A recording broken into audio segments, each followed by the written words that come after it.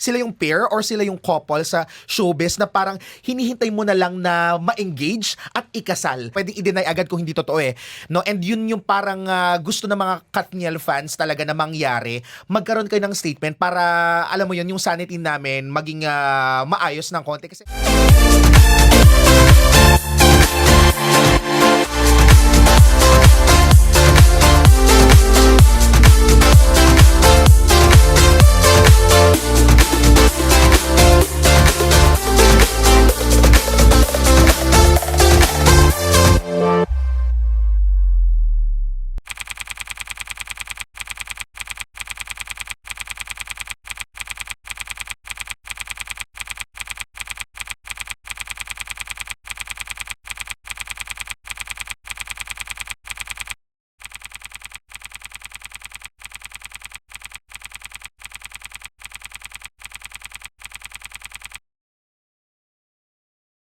hello, it's Johnny Beriani and welcome back to our channel dito sa JBTV. And for today's video, meron tayong very special video na gagawin ngayon na wala sa plano ko.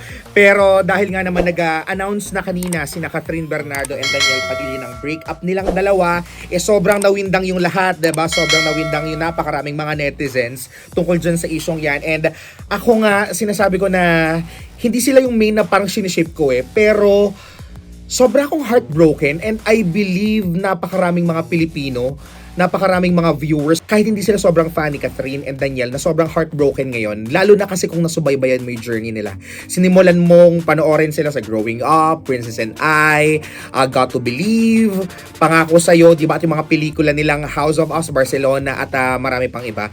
So, ngayon, sila, of course, yung highlight, sila ngayon pinaka-pinag-uusapan sa social media. And kanina, sa ang trending natin dito sa Tag Pack Up na on Tag 91.1, pinag-usapan natin yan kasama si Maria Maldita. At narito ang patikim sa ating naging chikahan kanina. At eto na, pag-usapan na natin ang mainit na issue na kakalabas lang na apektado ang lahat ng mga Pinoy dahil ito po ay closed chapter na. Ito na po ang kumpirmasyon ng paghihiwalay ni Catherine Bernardo at ni Daniel Padilla or ng Katniel. Ng tambalang Katniel na sobra ako na heartbroken kanina kasi kinukwento ko nga kay Maria Maldita, kakagising ko. Tapos pag open ko ng Instagram, yun agad yung nakita ko. And ako naman, di ba sinasabi natin dito partner na feel natin talaga totoo yung chismis kasi ang tagal na niya, ilang linggo na, right? Then parang walang pag-debunk ng ng issue. Parang kasi po pwedeng i-deny agad kung hindi totoo eh. No? And yun yung parang gusto ng mga Katniel fans talaga na mangyari. Magkaroon kayo ng statement para alam mo yun, yung sanity namin maging maayos ng konti kasi question mark sa napakarami kung ano nga ba yung yung totoong score. So yun, at least meron na silang statement ngayon na ako sobra lang akong nasad kasi sinasabi ko naman hindi sila yung parang main ko na ini-stand. Hindi ko na lang syempre babanggitin dito pero nakatrabaho kasi natin sila, 'di ba? Yes. Pumunta sila dito for how many times na and isa rin sila sa mga masasabi kong parang ang perfect nila sa isa't isa. Alam mo yon. And sobra din ako na heartbroken kasi I was just watching Barcelona last week. Nanonood lang ako ng Barcelona last week tapos gandang-ganda pa ako sa cinematography, sa sa story, ganyan. Tapos alam mo yon, parang perfect match talaga sila together. Parang sila yung pair or sila yung couple sa showbiz na parang hinihintay mo na lang na ma-engage at ikasal. At the same time, parang wala akong makita na ibang lalaki para kay Catherine, ibang babae rin for Daniel Padilla. Parang sobrang ang perfect nung nila, yung combination nila, nung tandem nila. So, yon, heartbroken ngayon buong Pilipinas actually. Walang diba? gusto magtrabaho at pumasok ng eskwelahan. That is yung right. Yung mga Oo. post, diba, ngayon. Ako naman, kanina, nalaman ko to nasa metro ko. Pinalagpas ko talaga yung metro para lang makapag-social media ko at isend sa mga tao. Na, uy, ito na yung I-choose sa mga tao. Oo, kasi maraming nagtatanong eh. oo, tapos naka-headset pa ako. Tapos yung kanta, nung time na binabasa ko yung post ni Catherine, yung kanta ni Justin Bieber na Anyone. Okay. So about siya sa moving on, pagbe-break up na kung meron man akong parang iibiging iba, ikaw yun. So parang, wag kang iiyak kasi nasa metro ka, ang daming tao, ganun yung feeling ko. So feeling ko kasi lahat tayo nalungkot because na subaybayan natin. Yes. Ang Katniel. And para for me feeling ko kasi sila na lang yung parang natitira na love team na buo. Parang from real to real, no? Oo, na gano'n. Kasi ang dami, di ba? Yung iba kasi naghiwalay na din di ba? So parang gano'n. Natuwa lang ako sa post ni Kath kasi it's very mature and maganda pa rin yung sinabi niya kay Daniel na parang, alam ko nasasaktan ka, alam ko marami kang gustong sabihin na hindi maganda. Kasi syempre gano'n kapag nasasaktan, di ba? Pero very mature yung ginawa niya. Na parang Saka sa 11 years ng pagsasama natin, natuto ako ng mga ganyan. Parang ang mature ni Kath na ito na yung nabuong Kath all throughout those years. Tapos huli ko na rin nabasa yung kay Daniel. Magkasunod naman sila halos. Oo, pero ang inaantay ko lang is, gusto ko lang malaman, medyo kasi parang dahil sa balita kay Daniel and doon sa third party daw hindi ko lang sinasabing confirm, gusto ko lang sanang maliwanagan kung totoo yun or hindi. Ang sa akin naman, partner, ibigay muna natin sa kanila yan. Yes, oo. Kumbaga, siguro kung ano, kasi feel ko, ang tansya ko dito is parang may pagpoprotekta pa rin sa isa't isa. Yes. Which is, for me, ibigay natin kay Catherine tsaka kay Daniel kung ready na sila. Kasi, sabi niya, di ba, sa statement niya, parang hanggang dito na lang muna yung parang sabihin ko. Di ba? Or ayaw niya muna magsalita sa issue. So, bigay natin sa kanila.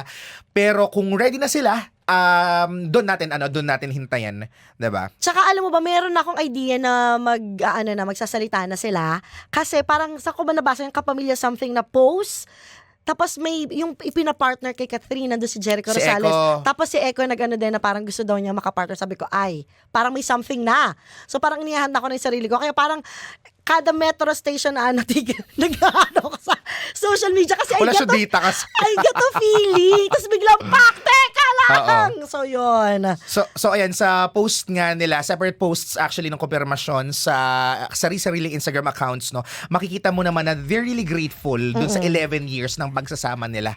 And so ang hirap lang tanggapin kasi yun nga, nasubaybayan din kasi natin sila, alam mo yun. And ang daming iba't ibang kwento na nagsanga-sanga na. Pero talaga yun, personally sa akin, hintayin natin yung parang further details kung i-disclose nila very soon, 'di ba? And feel ko rin magsasalita na sila ang one of these days kasi may AAA, Asia Artist Award sa mga susunod na araw na kasama silang dalawa. Dapat parang together nga dapat sila dito sa Philippine Arena Sobrang ang sakit-sakit talaga sa puso. Alam mong mahirap din for the both of them, 'di ba? Sobrang hirap din sa mga fans na alam mo yun, sinuportahan sila simula growing up pa lang, 'di ba? Kasi kung kung iisipin nating mabuti, hindi dapat si Catherine and Daniel before ang magiging tandem, ang i-build up. Ang bini-build up noon sa Mara Clara pa lang ay si Catherine and Albi Casino.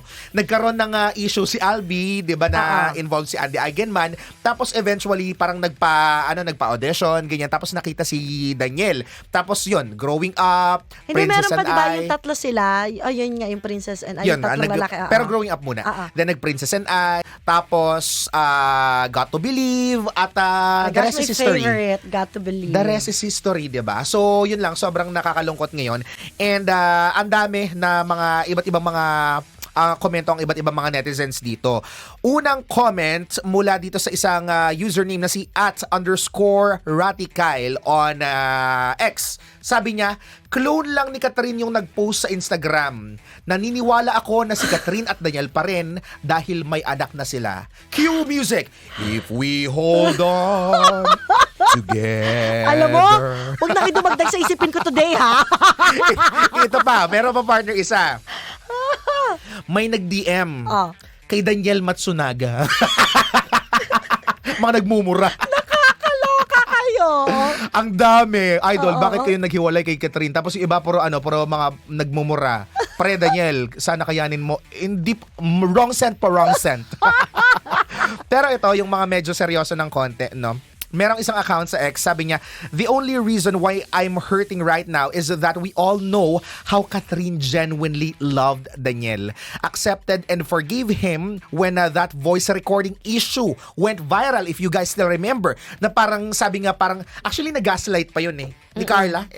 Medyo nag-gaslight pa yun parang napakarami sa isyong yan. No? And now, going through another alleged cheating. She loved him, but that's enough loving. She's choosing herself this time. Your reaction? Speaking of ganyan, may kumakalat kasi na video na may na isang parang fan na nagtanong kay Catherine and kay Daniel, parang 9 months ago na daw po yun, na what is loyalty for you?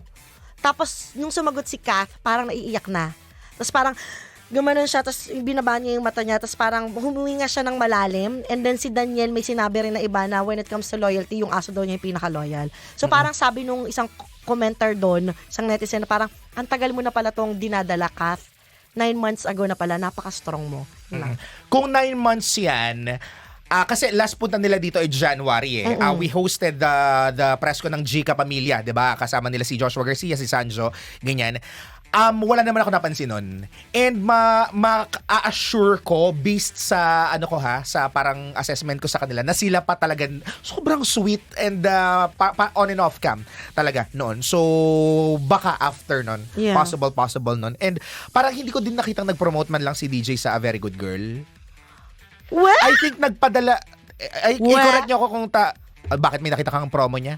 Pag-promote niya. Wala siya nung premiere night. Ang ko na lang naman nung wala siya sa premiere night, sabi ko, baka kasi syempre it's not a Katniel movie 'di ba? So parang gusto niya lang siguro na parang yung attention, yung spotlight na kay Catherine.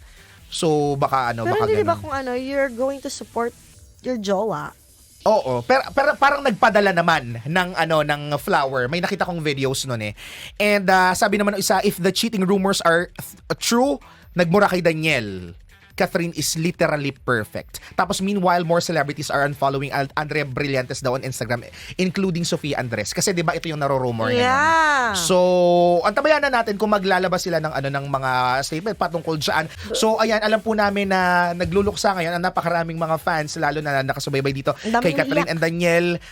Hindi makafocus din sa trabaho, 'di ba? Or sa ginagawa ngayon. So, hugs with consent sa mga Katniels ngayon at mga apektado dito sa hiwalay ni Catherine and Daniel Padilla. Yes, I just wish them well and sana malagpasan nila to, especially Catherine. Yun lang.